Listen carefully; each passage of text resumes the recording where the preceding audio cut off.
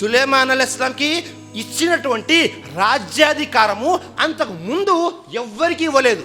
మళ్ళీ ప్రళయం వరకు ఎవ్వరికి అలాంటి రాజ్యాధికారం రాదు. అలాంటి సులైమాన్ అలైహిస్సలాం ఆయన యొక్క రాజ్యంలో ఉండి తన సింహాసనం మీద కూర్చొని, ఈయన ఎక్కడున్నారు? పాలస్తీనాలో ఉన్నారు. 1500 మైళ్ళ దూరంలో సబారాణి యొక్క సింహాసనం ఉంది. ఒక కనురెప్ప ఇలా కొట్టి తెరిచేంత సమయంలో 1500 మైళ్ళు దూరం వెళ్ళడము, మళ్ళీ సింహాసనాన్ని తీసుకొని రావడము, అలాంటి వారు ఉన్నారు ఆయన యొక్క రాజ్యంలో.